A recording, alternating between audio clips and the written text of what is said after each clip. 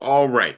So everything is now set up, and as you can see, we spoke a few weeks back about the coming together of these three items, right? Abundance, affordability, well-being. I'll begin to talk about that with you again in a moment. Before I do that, I want to notice just a couple things because this is pulling back from what's happening in the news in order to maybe gain a little bit more perspective on the long-term trends or structural developments influencing our day-to-day in politics and society, and also maybe hopefully to give us a little bit of a break from some of the more dismal stuff happening in the news. But I don't want to completely neglect things happening in the news. So I'm just going to emphasize two things for a second at the beginning that I think we should continue to monitor, pay attention to. One of them is relatively obvious, right? The large military buildup off the coast of Iran, the negotiations indirect, but between Iran and the United States taking place in Oman that are focused on Iran's nuclear ambitions. And so I'll be really clear at the outset. I don't think any sane person thinks that it would be a good thing for the current regime in Iran to have nuclear weapons, right? So that much is granted. The objective of the United States and Donald Trump in attempting to exploit a moment of vulnerability or perhaps long-term vulnerability in the Iranian regime to get them to clearly restrict their nuclear ambitions and do so in a verifiable way is a good ambition. But then the concern, and the concern here is that the president of the United States is increasingly a personalistic leader. He basically sets policy in all domains. It's Donald Trump's judgment about what we should do. And that within the State Department, within military intelligence and the national security agencies, we have a lot of people who spend a lot of time thinking about these issues. And they could inform approach to policy that pays attention to long-term strategic interests as well as constraints within the Iranian regime and the broader regional context. And I don't think any of that is likely to enter the discussions in the negotiations in a way that it should. And so as opposed to that, I think Donald Trump's motivation is clearly transparent here. He wants a deal that is better than the deal that Barack Obama negotiated and that he blew up, better in the sense that it's more restrictive on Iran, and that this will allow him to say that he was always right in blowing up the first deal, always right that he's a better negotiator than Barack Obama, who he seems primarily still to defend himself against, and that demanding such a deal may be unacceptable, impossible for the Iranians. And in the sense, not that they couldn't agree to it, but in the sense that the damage that it would do to the regime at a moment where the regime is very vulnerable might imperil the regime or be perceived as an existential threat by people within the regime. And so it's just a bridge too far, right? And so if the consequence of all this is that we end up attacking Iran, right? And the idea that Donald Trump is increasingly bellicose, militant, and unilateral in his use of force. He doesn't consult other people within his administration.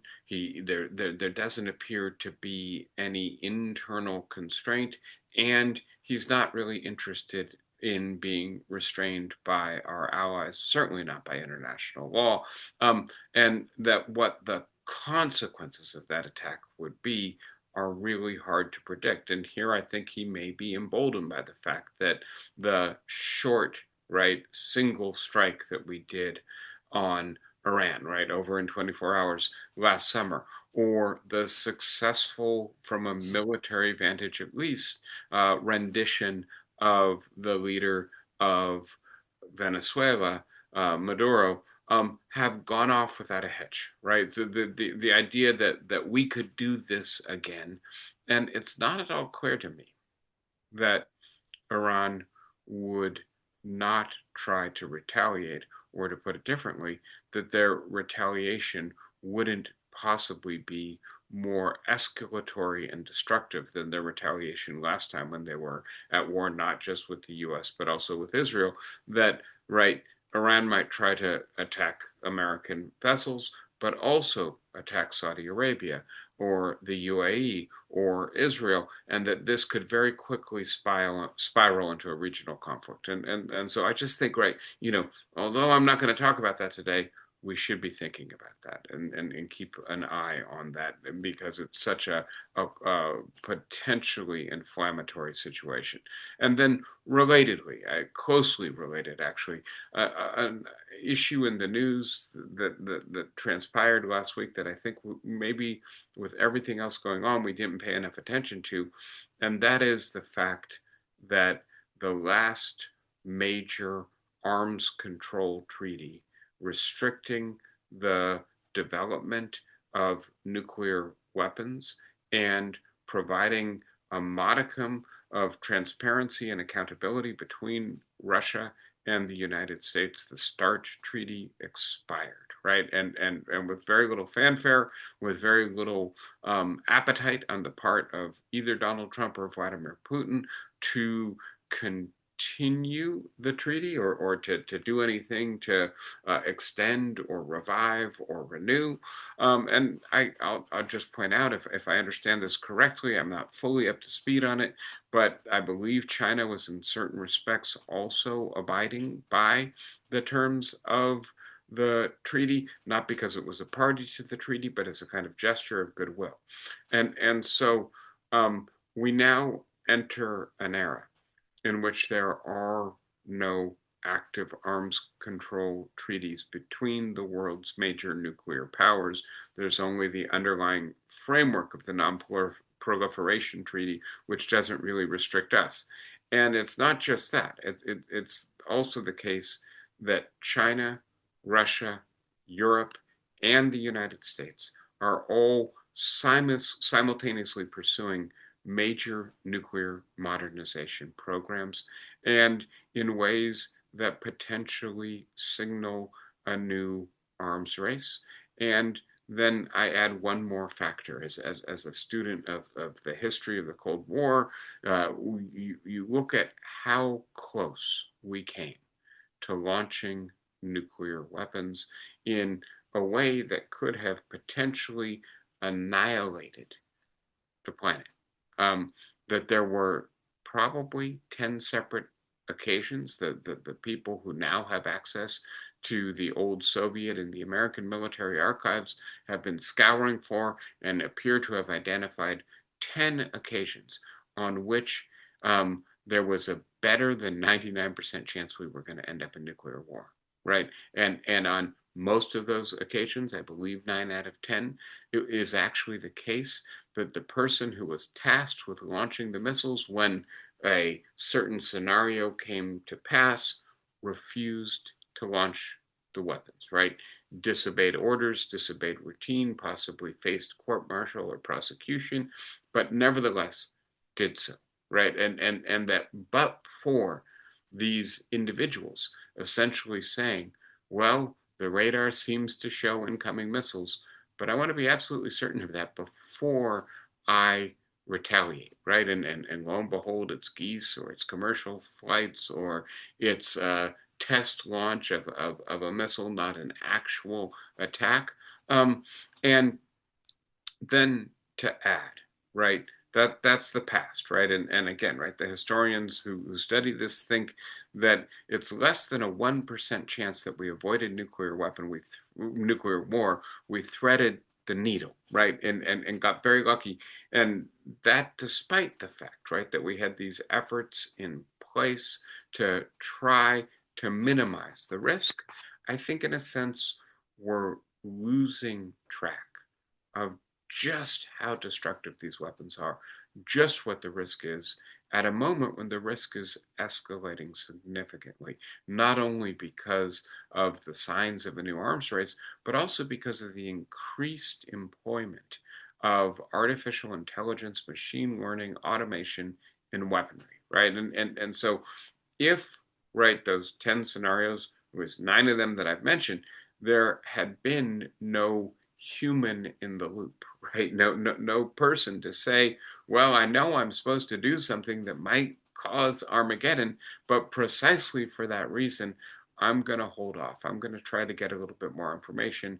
It may be that I'll get in trouble for doing that, but I think it's important enough that I'm going to take that risk, right? If there was no human in the loop, if this was all automated, and that does seem to be the direction we're moving in armaments in general, it may be that one of those 10 scenarios would have actually been a tripwire scenario. We would have actually launched nuclear weapons, and that sets off, right, this chain reaction of retaliation and escalation. And what we now know is that a substantial use of nuclear weapons doesn't just threaten obliteration at the sites in which they're launched, right? Total destruction given the size of these weapons, but that the particular matter and radiation that is put into the stratosphere chokes off the sun's energy and spreads this radiation on a planetary scale to the point where we end up with what's called a nuclear winter. And it just seems a very dangerous scenario. So that's a deeper, long-term neglect of that issue that I just think I should highlight as something that happened in the last week before we jump into this topic. Let me come out for a second. Sorry, I was probably premature in setting up the slides. Any thoughts or questions about those two items before I jump into affordability, abundance, and well-being? Yeah, that really made my day to thinking about that. Yeah, and I'm always a bright ray of sunshine, even on a very Right. cold day. Yeah. Anyone have a non-mood related comment on the stuff in the news? Right back into the slides then. I am going to continue talking with you about abundance, affordability, and well-being. And here I'll just note very quickly, right, the reason for pairing these terms. And affordability has become the crystallizing issue for the Democrats. And in certain respects, the Republicans are increasingly accepting this frame. Donald Trump campaigned on it in 2024, but seems to be highly ambivalent about it when it's used as a critique of him in 2026. The idea that not across the board, right? I'll say a little bit more about this to refresh your memory, but on certain key goods, housing, healthcare, education, childcare. The pace of increase of these essential goods and services has far exceeded the growth in income for average families, right? And so they feel like they are increasingly out of reach.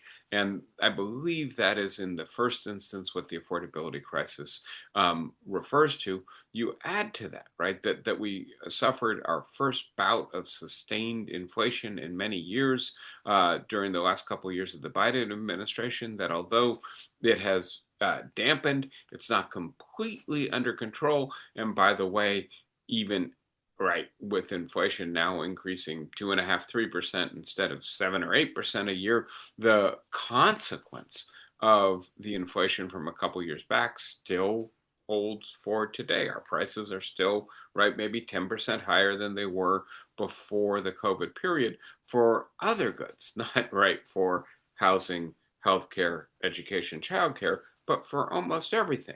And so that exacerbates or highlights the idea that, yeah, these really important goods are less and less in reach for more and more people.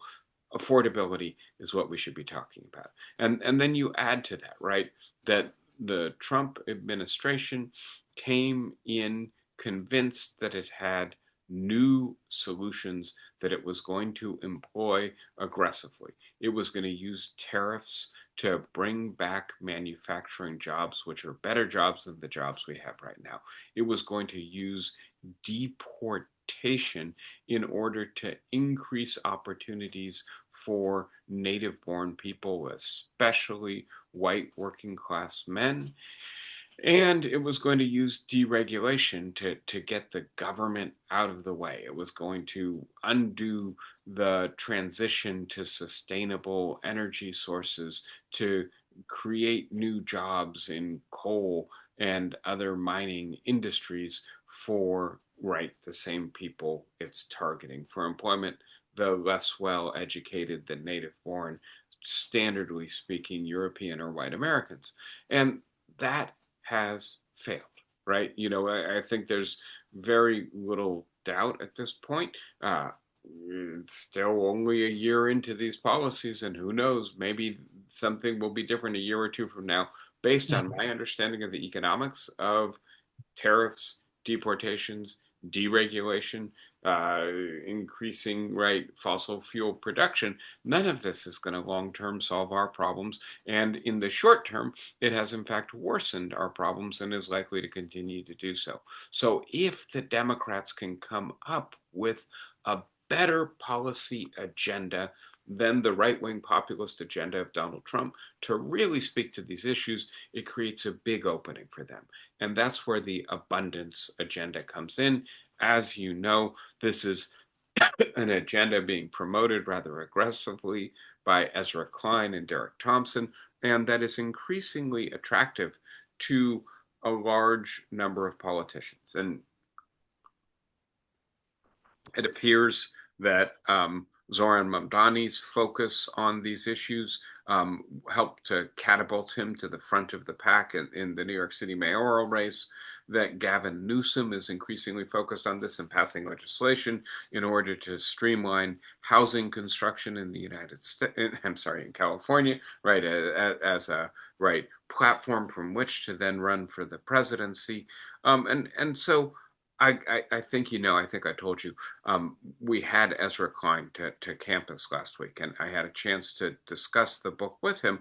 And I asked him if he thought that an abundance agenda, an agenda that says, look, the Democrats have been working on either getting a little bit of a subsidy to people who can't afford the goods that have become too expensive. Think of the Affordable Care Act and the way in which it tries to subsidize health insurance for people who are relatively low income, right? Or else to provide somehow, right, some support in getting a good, right? So Section 8 housing vouchers would be another illustration. And that what the Democrats should do is stop focusing on giving people a little bit more with which to demand the goods that are apparently or are currently unaffordable, and as opposed to that, address things on the supply side. Make more housing, get more doctors, more clinics, more of a supply of pharmaceuticals, increase the supply of electricity, since we're also being hard hit by rapid inflation in utility costs, right? And so that's the abundance agenda. We should supply more of the stuff that people currently feel that they can't afford. And the way to do that is to get the government involved in producing this stuff or subsidizing the production of this stuff by the private sector, and also get the government out of the way of the private sector's production of this stuff, or have the government directly produce it itself, right? And so with that background, what I asked Ezra Klein was, well, do you think we have a well-being crisis in the United States? Not just an affordability crisis, that they're two distinct crises, or at least analytically separable? And if that's accurate, do you think the abundance agenda, if it succeeds in addressing the affordability crisis, would also address the well-being crisis?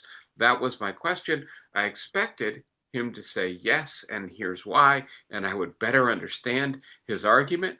And as opposed to that, he said, not really, right? Well-being is one kind of crisis, affordability is another kind of crisis. And that's exactly my view.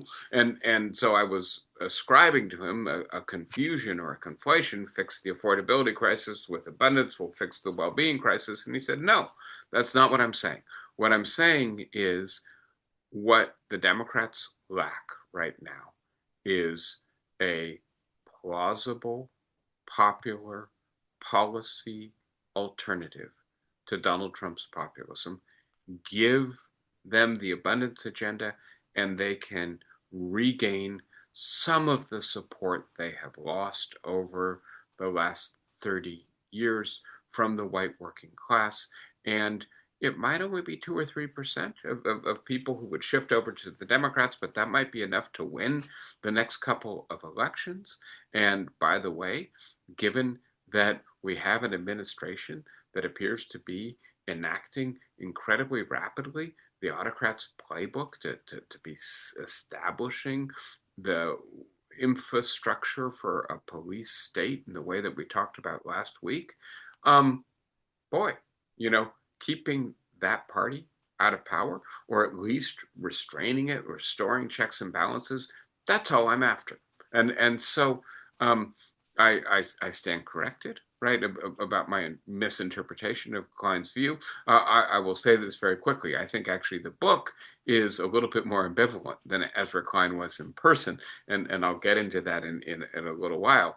But let me at least then open this in a slightly different way from just saying, I think Ezra Klein and Derek Thompson are saying, if we solve the affordability crisis through an abundance agenda, we fix the well-being crisis. Let me just leave it as a question. How much of the crisis in well-being in the United States would be solved or addressed or at least mitigated by addressing the affordability crisis? And here, by way of background, let me note, right? Klein and Thompson are interested in restoring, in a sense, the commitment to the government facilitating the supply of essential goods that they think was the secret sauce of the New Deal, the reason the New Deal was such a success, and the reason then the Democrats proved so popular for so long is because they embraced an abundance agenda.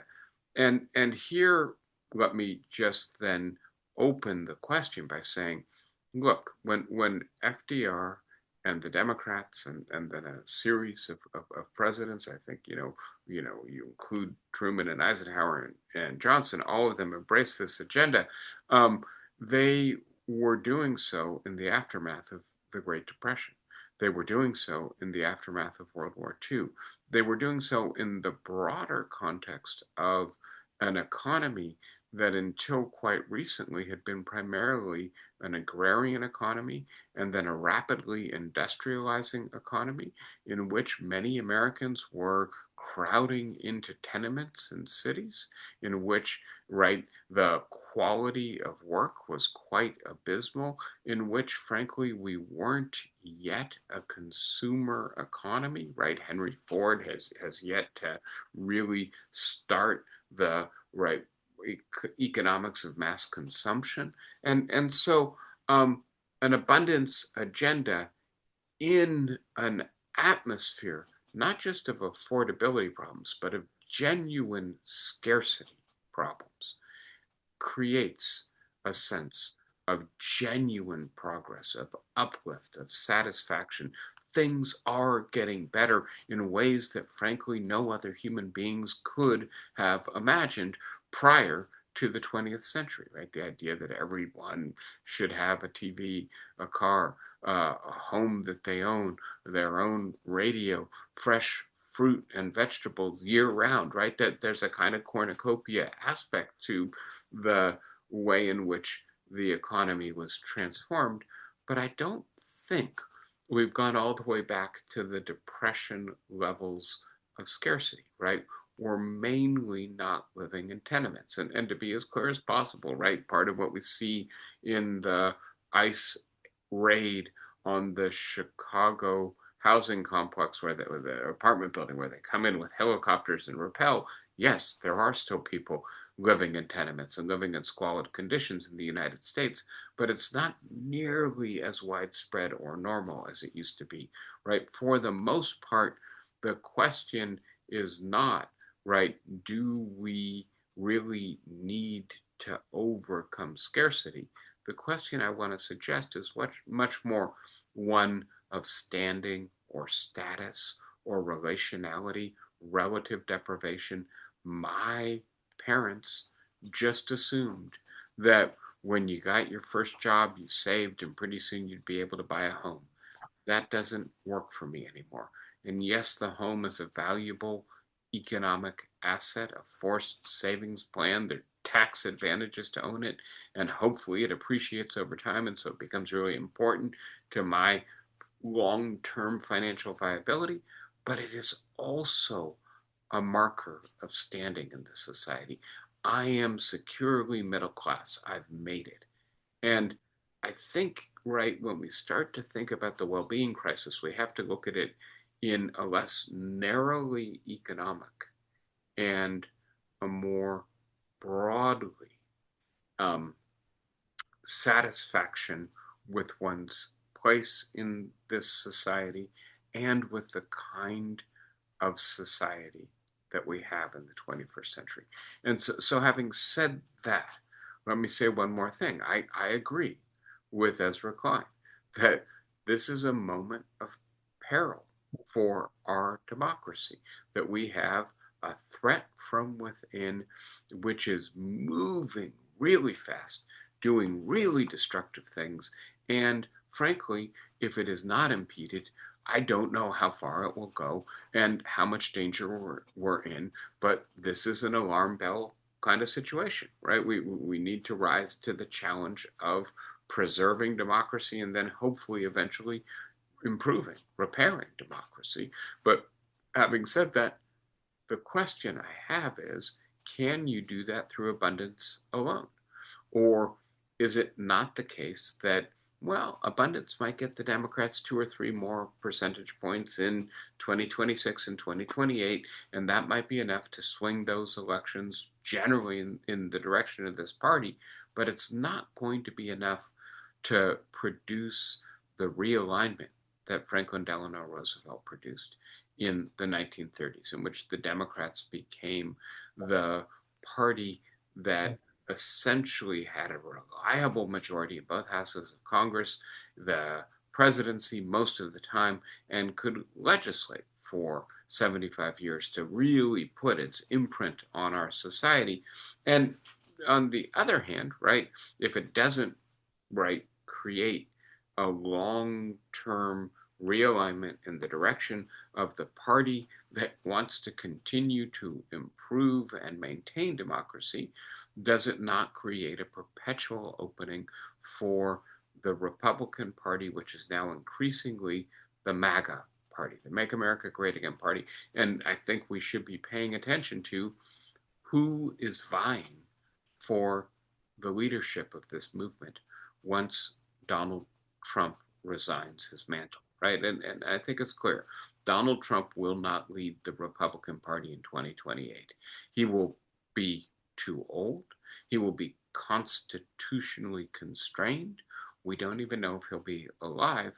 And by the way, I think he will be deeply damaged by the growing unpopularity of his policies and by the nakedness of his megalomania, which I think more and more Americans are reckoning with in 2026. And it's just going to get clearer and clearer the longer he's in the presidency. But I wish I could say that was a good thing.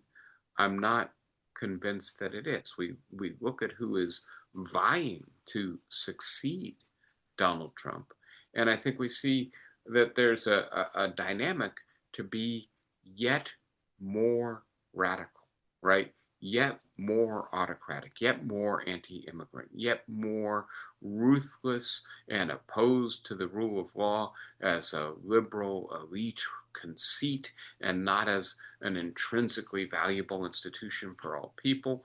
And so I do think that, right, we need to be paying attention to both crises, to the affordability crisis, which maybe abundance addresses, but also to the well-being crisis. And if it's a independent crisis that's not going to be solved by, right, addressing the affordability crisis, how can we address the well-being crisis? So that's the setup for what I want to discuss with you. This is not a one-off lecture, right? This is already the second lecture, and we'll keep returning to these themes. Let me just reinforce a little bit of the setup, right? Stuff that we've talked about before. Again, quite, I think, familiar to us at this point, that we have seen dramatically increased inequality in our society, that we have become much more an up or out society. You move up into the top 20% of the income brackets, or you're left out of wealth creation. And right, that is against the backdrop of a much more a much more equal society within living memory, which makes this feel like it is um, unnecessary, maybe even contrived or chosen inequality. If we could reduce inequality in the middle of the 20th century, why can't we do it again in the middle of the 21st century? It must be because elites, powerful people, choose not to do it. At the same time, this has coincided with, and here the historical data is just so remarkable, right?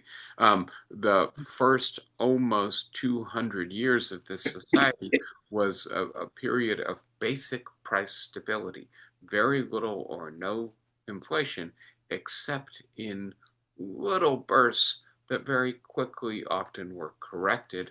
And from that, beginning right when we come off the gold standard in the 1970s to the present day, in an almost unabated single right secular trend, as we say, prices have been increasing, right? And increasing quite dramatically. You look at the consumer price index, right? You know, and it goes maybe from 5 to 25, right? In the first 200 years of this country. And then it goes from 25 to 300 in a little bit more than 50 years. So the idea, you put these two things together, prices have been increasing dramatically for a long time. Um, and wages, well, if you're in the top 20%, the top 5%, you're keeping up. You're actually maybe doing better. If you're in the middle 60%, right? Boy, you're struggling to keep pace. And if you're in the bottom 20%, your wages have been almost stagnant, right? And so you're just really, really rendered precarious by the combination of stagnating wages and increasing prices. The idea that you focus on what this means for our economy and for the experience of people in it, that this is a bifurcated economy and one that feels like it's moving in the wrong direction. It's getting more and more unequal, less and less affordable. This is all review. I'll say this very quickly, right? But I just find it so stunning the degree to which our economy has become a luxury economy. Our economy has become a Gilded Age economy. The top 10% are driving nearly 50% of the consumption in our economy. You take away the consumption of luxury goods, and we are in a sustained recession or depression. And by the way, what that means is that most people are not able to buy anything superfluous, anything that maybe marks them as middle class. By the way, much of the consumption by the bottom 20 or 40% is being sustained by credit card and other forms of debt. Consumer debt is very high. This helps to account for the fact that despite, right, the fact that the stock market is breaking new records this week, right, that the overall economy, while not super robust, continues to do reasonably well, and in fact, better than most economies in the developed world. Consumer confidence is really at an all-time low for the 21st century, right? And so there's some discrepancy there. That's part of what I'm trying to get at in terms of separating affordability from well-being. Yes, we have growing inequality, higher prices, housing prices, which we'll talk about in just a moment, are exemplary of this. But having said that, we also seem to be doing okay overall as an economy. Part of this is disaggregating, right? Well, what that reflects is the top 10 or 20% are doing great, not the rest of us. And that brings the whole average up, right? But it also seems to reflect the fact that most people no longer feel that a growing economy or maybe even increasing wages for them translates not only into a slightly better economic situation, but into an actual increase in their well-being. Very quickly, right? The idea that the policies that have been embraced by Donald Trump to try to bring back jobs, and especially well-paying jobs for men with less education, have not succeeded in doing so, right? And the idea that the right main area of um, job growth is eds and meds, that women are outpacing men in terms of job creation nearly 2 to 1 during 2025, that we have not seen an upsurge in construction, and we've seen sustained downturns in manufacturing, mining, and logging jobs, that the native born unemployment rate is higher in the second half of 2025 than it was in 2024 or 2023. Again, this creates an opening. We've tried these policies, we've tried this politics, it doesn't work. What would work better? And there, then the question becomes, how much should we be focused on combating the affordability crisis with abundance, or combating the well-being crisis? And then there's a open question. How would we do that? Right? So the deeper context, the broader context here, the one I discussed with Ezra Klein, is the idea that we are right now in grave danger, right? That the Trump administration is attacking the civil and constitutional rights of American citizens, that it is undermining the rule of law and the key agencies like the Department of Justice or the FBI that sustain them, that it is trying to consolidate much greater executive power, much less regulated and lawless power, right, than we've seen for a very long time.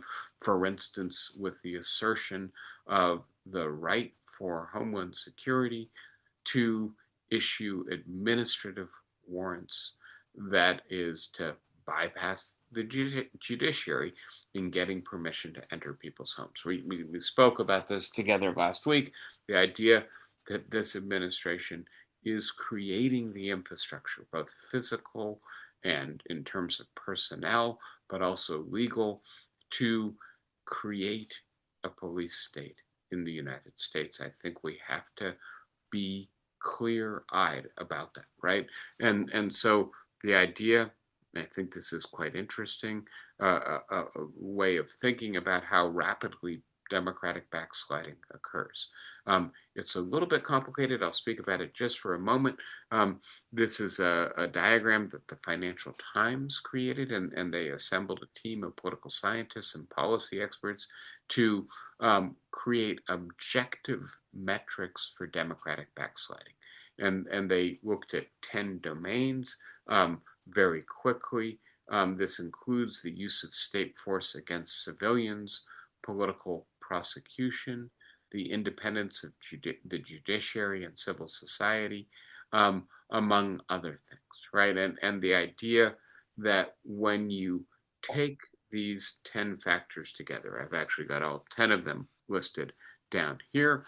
Um, and you measure the rate at which a democracy declines. You can begin to compare countries. And so the way this works, right, year zero is the year that a would-be autocrat comes into power, whether it's Hugo Chavez or Vladimir Putin, Erdogan, uh, or um, Donald Trump, right? And then how quickly do we see an erosion in these 10 areas? And what the finding is, well, the United States is really only 1 year into this process, right? Countries like Turkey, Russia, Venezuela, Hungary, at a dozen years, have progressed further than the United States has in democratic backsliding. But on the other hand, the United States has gone further, faster than any of these countries did in the initial year of the autocratic takeover, right? And so this is an accelerated attack on core institutions that sustain democracy.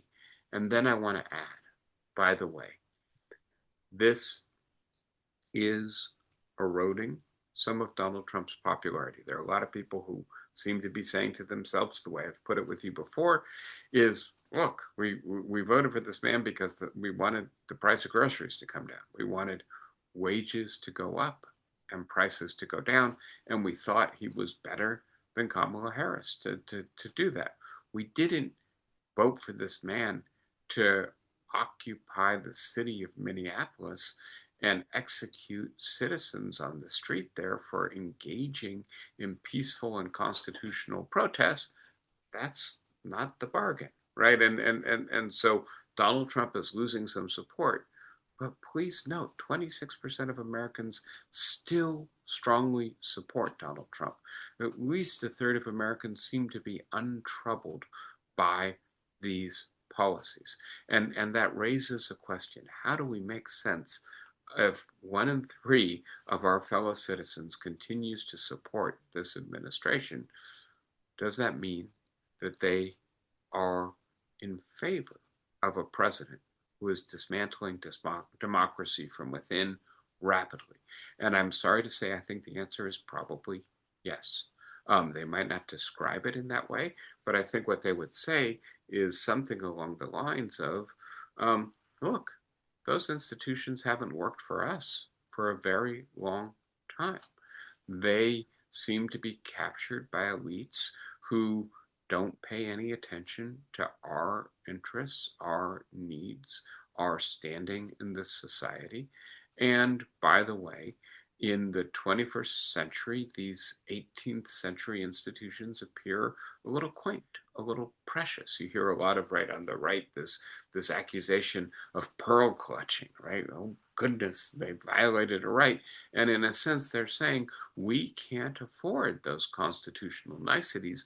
We can't afford to be animated about protecting democracy if democracy doesn't work to protect us. So yes, we support this man.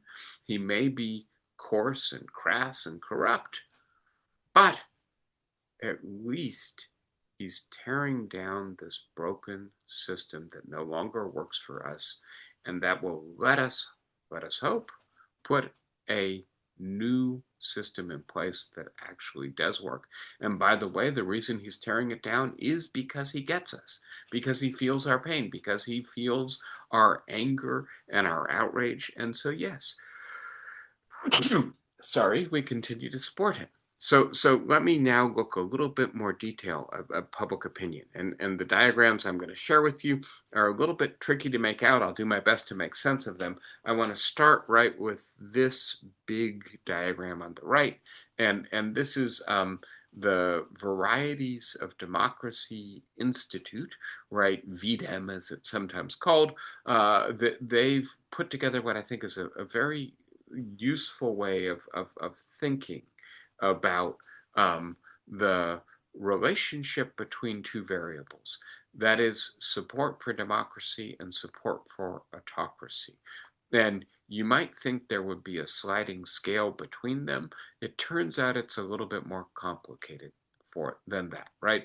That sometimes support for autocracy and support for democracy go up at the same time and in tandem. And so the way this diagram works, the further up the page you are, the higher the support for autocracy. That's the vertical axis. On the other hand, the further out to the right you are on this diagram, that's support for democracy, right? And so you have countries like North Korea, Cuba, Tajik, I'm sorry, Tajikistan. I'm not saying that right, am I? Sorry. I'll give up. China would be another example where there's high support for autocracy, low support for democracy.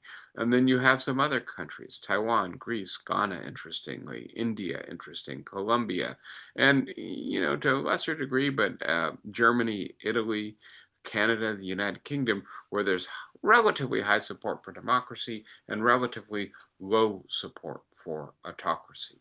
The United States, on the other hand, is in a different category, right? The countries that are up in both dimensions have high support for both autocracy and democracy.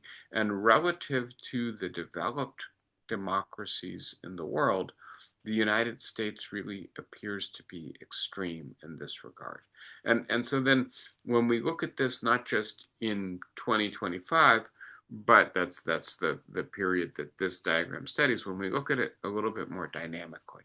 This diagram looks at support for autocracy in blue from 1900 to 2025, support for democracy. And please note the first thing, right? The support for democracy has always been higher than the support for autocracy in the United States.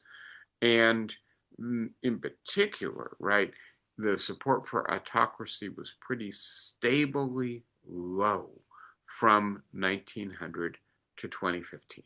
And of course, in 2015, Donald Trump takes over the control of one of our two main parties and increasingly makes the case for strongman leadership, for the obsolescence of certain kinds of constitutional constraints, for the need to be more cruel, to dissuade immigrants from coming to the country.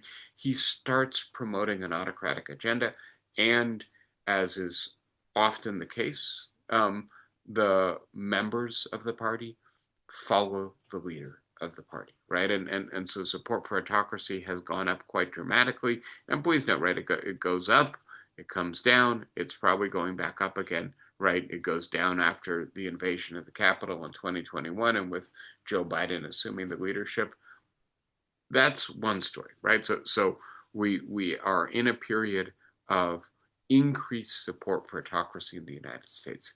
When we look at the democracy, pro-democracy mobilization and support, right?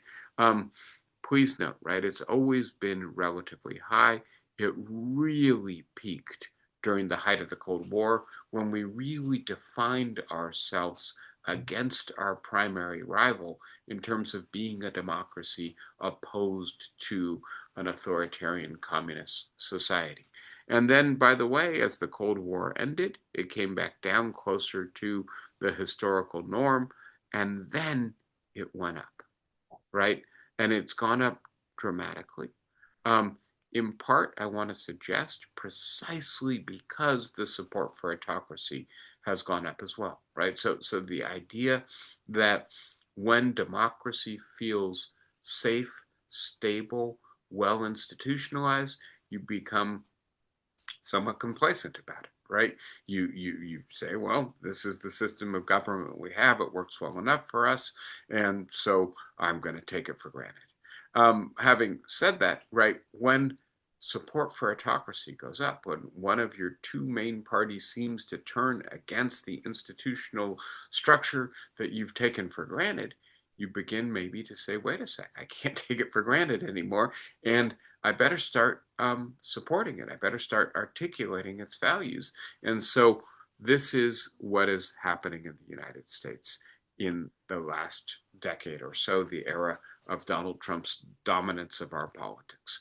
And I want to refer to this as polarization, but a different kind of polarization than that which I think we usually talk about, which is partisan polarization, right? With partisan polarization, you know your partisan identity and you know you like the people in your party, generally speaking, especially when they succeed on your behalf. They actually win elections and appear to be strong, or even better, right? They appear to be strong enough to thwart the other party, even if maybe they are in power. And you certainly don't like the other side, right? So that seems to be right why no matter what Barack Obama did, 40% of Americans were going to dislike him and not credit him for any accomplishments. Similarly, no matter what Donald Trump does, 40% of Americans were never going to be persuaded to like him, right? And so the idea that that's partisan polarization, that's something we're quite familiar with. We've moved pretty far down this line in the last 40 odd years, but I don't think this is purely partisan polarization. I think you might refer to this, for lack of a better term, as something like regime polarization. 50% of us or more like the institutions that we have and want to see them maintained, maybe improved or extended. And then a substantial minority wants the shape of our government, the structure, the architecture of our institutions to be more or less fundamentally transformed, to have a much stronger executive, to have fewer constitutional constraints and checks and balances, to have a weaker judiciary, a weaker Congress, because the judiciary and the Congress have proved themselves inept, impotent to actually address our problems. Uh, um, Really empowered, active executive may be the only way to solve our problems in the 21st century. And while there's obvious overlap between partisan and regime polarization, I want to suggest that regime polarization is different and dangerous. And dangerous precisely because it contributes to a kind of existential politics and makes the existential politics plausible, right? If the other side wants to dismantle our government, then I should do everything in my power to prevent the other side from gaining unilateral control over my government, right? Controlling all three branches. This is where I think Ezra Klein is, right? We should um, do everything we can to win the next election because we have to check the Trump administration. In certain respects, it's where I am too.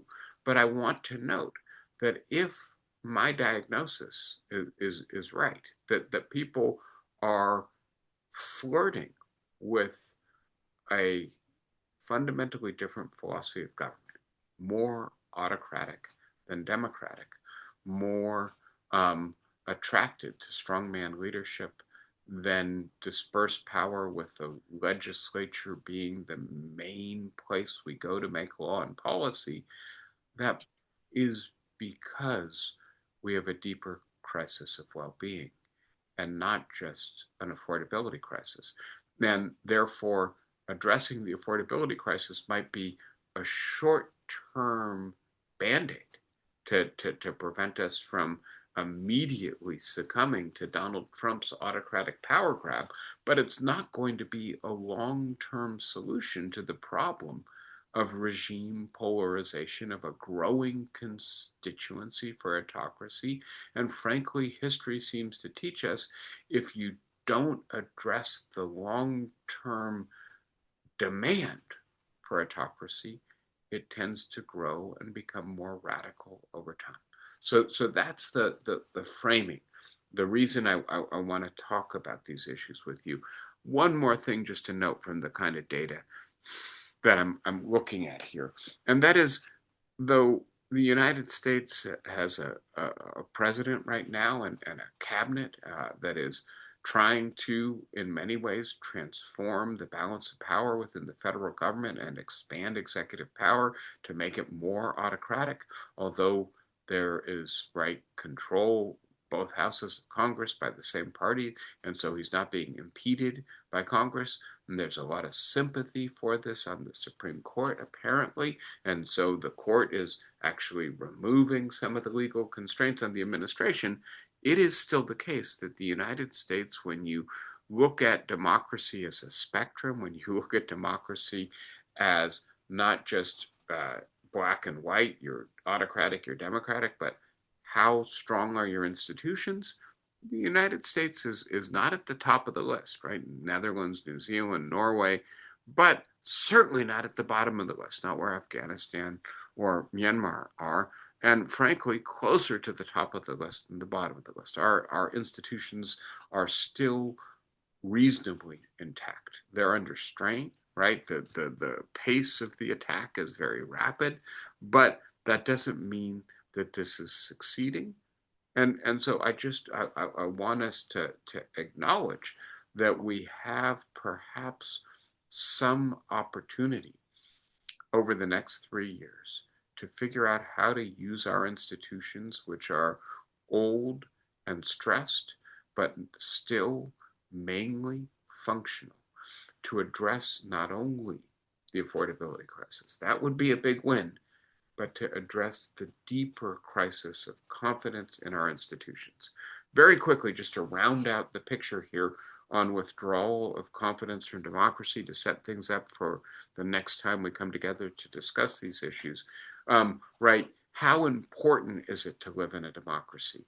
And if you're born in the 1930s in the United States, right, you experience maybe the government winning World War II, the United States system ultimately prevailing in the Cold War, the United States, right, democratic institutions, turning the corner on the Great Depression and creating sustained prosperity, you have really strong support for democracy, right? 70+% of people support or think it's important to live in a democracy. If you're a little younger than that, maybe your experience is a little bit more ambivalent and your support for democracy is 50% or between 50 and 60% if you're born in the 1940s, 1950s, 1960s. If you're born in the 1970s, it goes down further. And look at this. If you're born in the 1980s, it's the inverse of the people who are born in the 1930s, as opposed to a substantial majority thinking it's important to live in a democracy. It's actually a rather small minority who thinks that it is. And I want to say that is in part because if you're born in the 1980s, what has democracy done for you? What can you point to concretely as its accomplishments, as its significant victories? And I think, right, that we could answer that question in the positive, but there's nothing as obvious, as glaring as having won a world war, having won the Cold War, having turned the corner on the Depression and replaced it with prosperity. That's not the experience of people who are 50 years old or younger. And again, we see a real disparity in age and opinion on should we have military rule in the United States? Would it be a good thing for the Army to take over the government? And overall, right, the population has relatively low support for this, but people who are ages 18 to 24 are actually quite supportive of this. 1/4 of them support military rule. These two diagrams come from a book by Yascha Mounk. I've spoken with you about, though it's been a while, The People Against Democracy. And Mounk consolidates his overall framework into this diagram. And he suggests that when we talk about democracy in a country like the United States or Western European societies, we tend to mean liberal democracy. And by that, he doesn't mean liberal on the ideological spectrum, more a 19th century sense of liberal, that we have a constitution that enshrines the rule of law, that gives the majority power in the legislative institutions, but not the power to violate individual or minority rights, that everyone has certain rights that are part of the core social contract that cannot be violated even if a majority wins. That liberal democracy seems to many people to be quite valuable, but frankly, it has diminished over the last 40 years.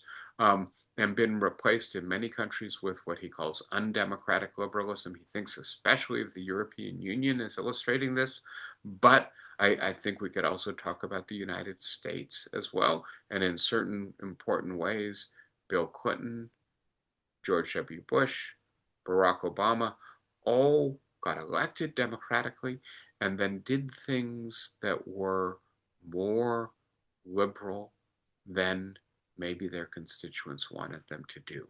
And so joining the North America Free Trade Agreement, going to war in Iraq and Afghanistan, um, passing the Affordable Care Act and bringing about a more kind of multicultural spirit in the government. These were all things that, frankly, liberal elites supported, but broad swaths of the population didn't. And so the population, the demos as a whole, was becoming less liberal, and therefore democratic accountability suggested that, right, the government should become more liberal, but I'm sorry, less liberal, right?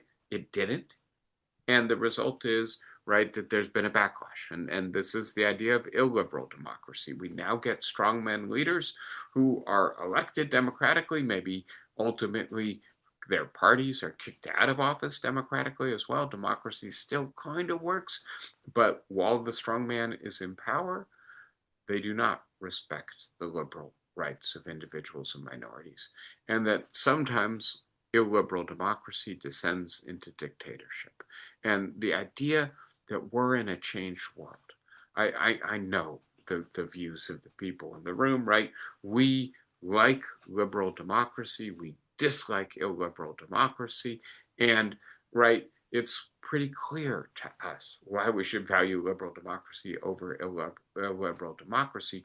We need to recognize we're in a changed world, and that there is growing support for illiberal democracy. There's a reason Donald Trump has been elected president twice now. There's a reason that the AfD in Germany or other far right in European societies are also ascending.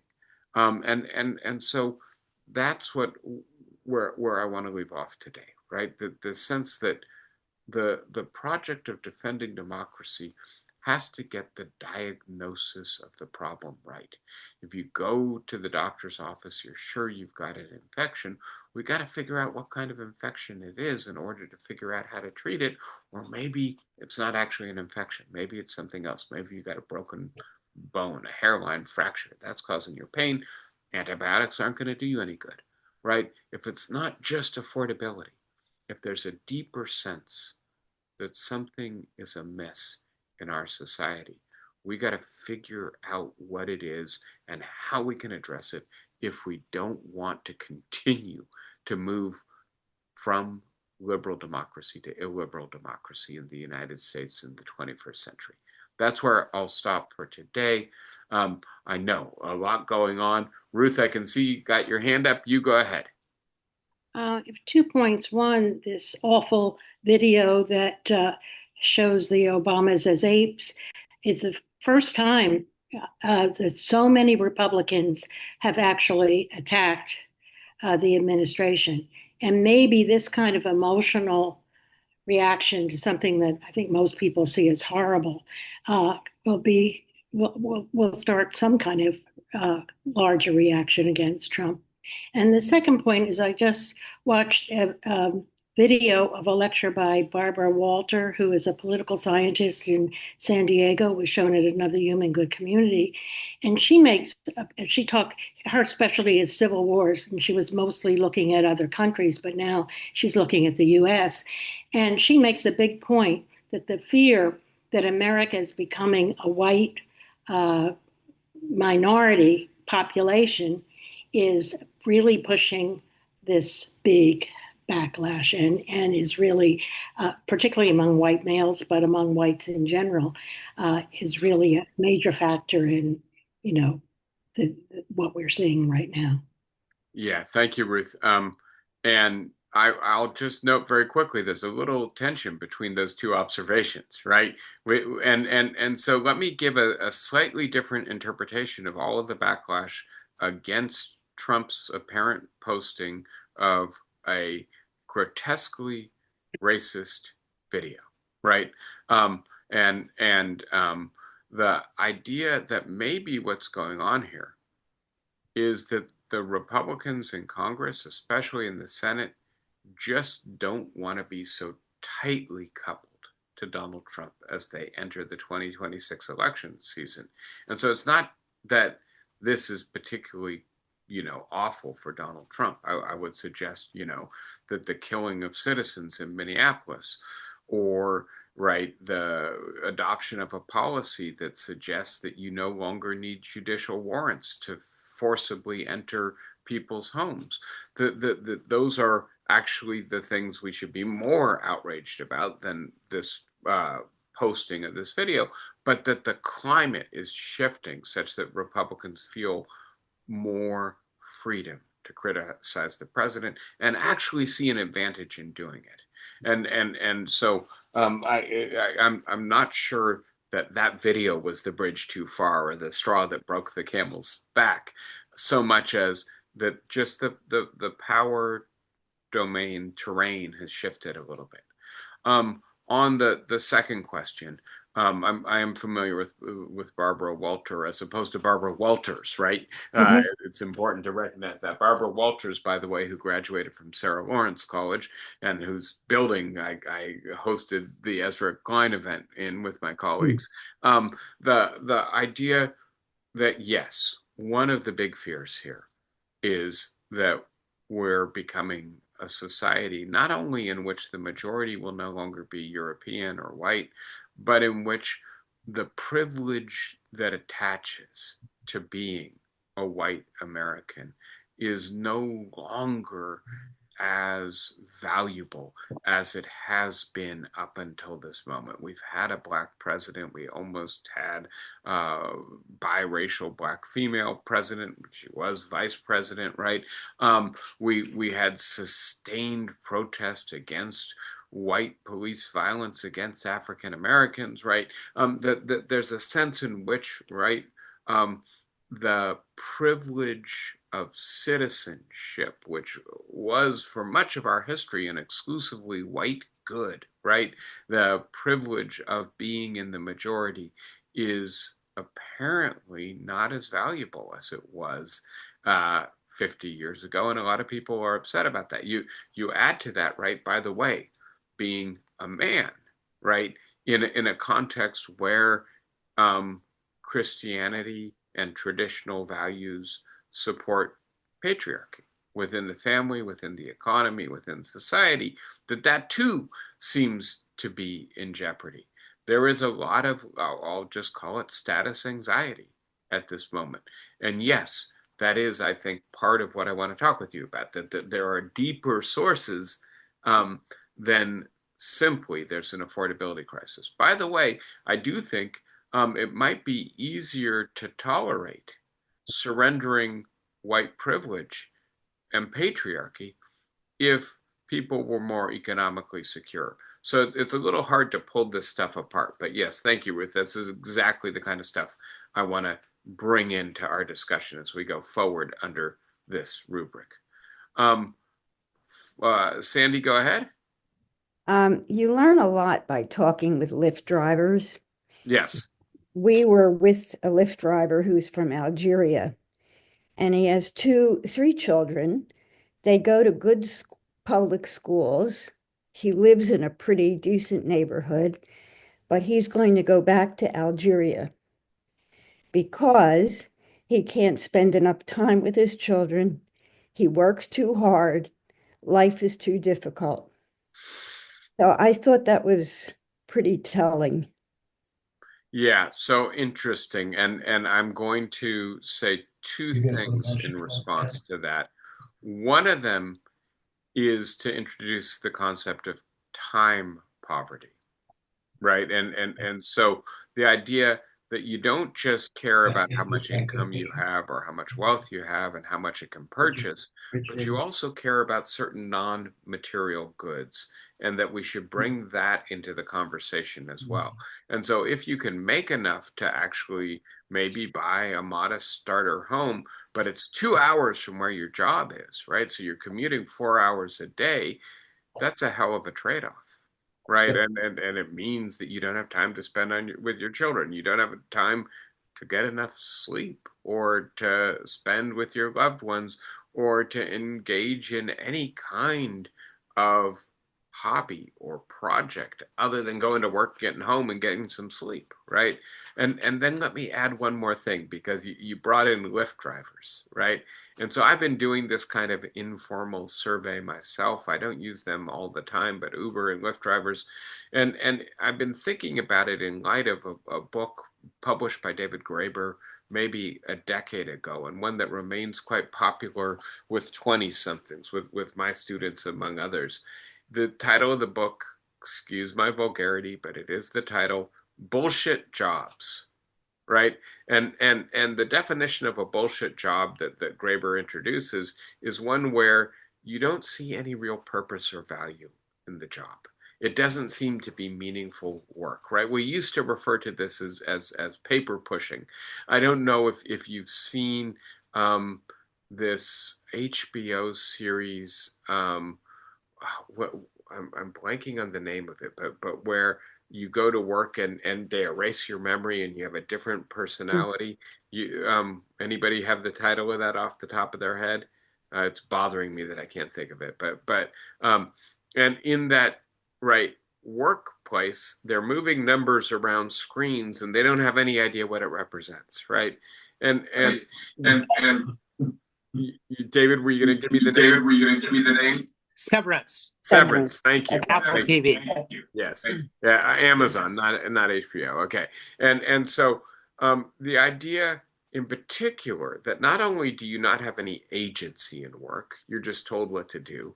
You don't see any meaning in work, but you don't feel that you're valued, in the sense that if you stop going to work, no one would notice, right? Nobody would feel that something that was important is no longer being done, or somebody that you had a connection with is no longer there.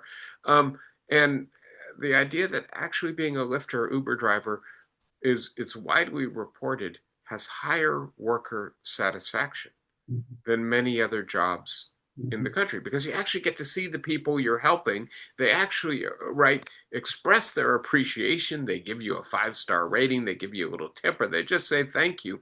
And that maybe part of our well-being crisis is that work in the 21st century has become degrading, demeaning, unsatisfying, undignified, um, something that deprives the people who do it a lack of efficacy or agency, some sense that they're in control while they're doing it. And I'm not going to go too far with this today, but I just wanted to latch on to the mention of the Lyft driver, Sandy, to note that this is something else that I want to think about.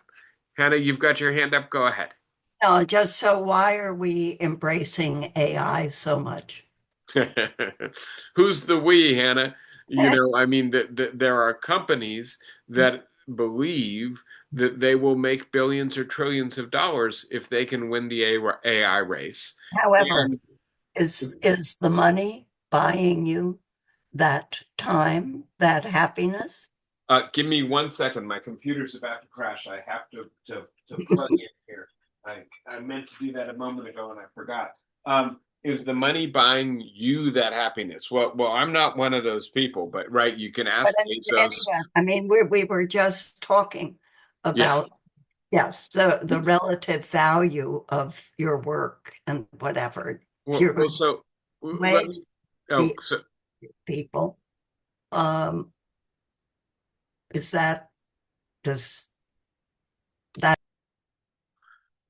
Thank you, Hannah. You cut out at the end, but I get the idea. And so the idea that and I think I've quoted this to you before. I'm trying to Billie Eilish, right? I think it was last year's Grammys, um, said as she was getting an award to the billionaires out there, why? Right?